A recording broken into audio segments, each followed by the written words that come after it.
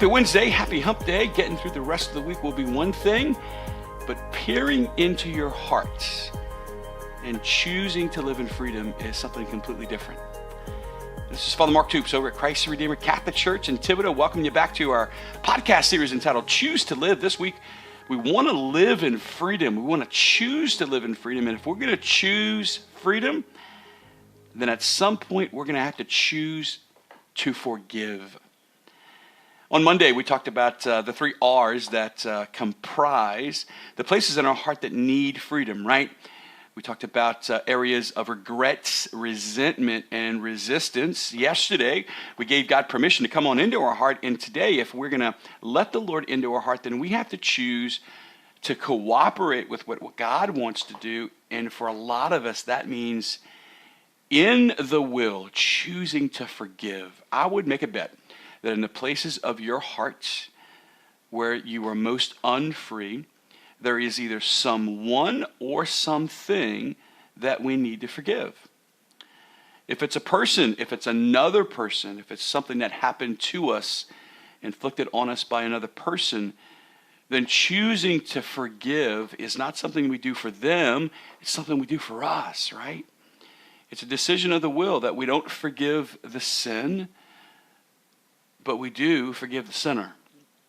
We do choose to relinquish control of the unforgiveness that we've held against them. Why? Well, because it's preventing us from receiving God's love there. And if we invited God into our heart there, then we need to invite his love there.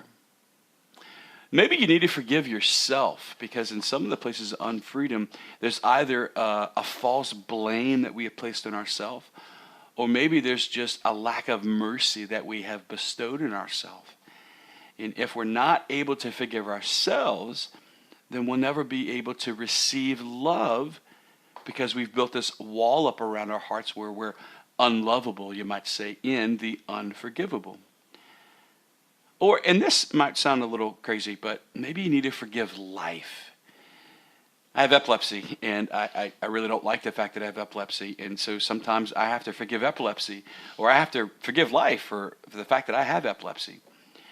And that's just a small thing in comparison to what some of us have had to endure in life.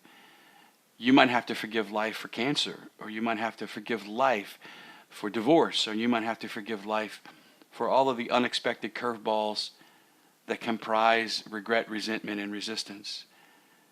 You may have to forgive someone, you may have to forgive yourself, but you may have to just forgive life. And wherever the forgiveness is directed, it's always going to be received in our heart with God's love. And so your homework today, and I'm proud of you for hanging in here with the homework this week because I know it got real personal real quick. But the homework today is for us to forgive. And let me offer just a little bit of fatherly love for you. If you're struggling to actually know how to do that, I want you to start writing a letter to whoever, yourself, to another person, to life itself. Just get all the emotions out in the letter. And at the end of the letter, just write words, even if your heart's not there. Just write the words, I choose to forgive. That letter may or may not ever be mailed or seen by another person, but that letter is your heart. And if it is, it's seen by God. Let's choose to forgive today by writing a letter.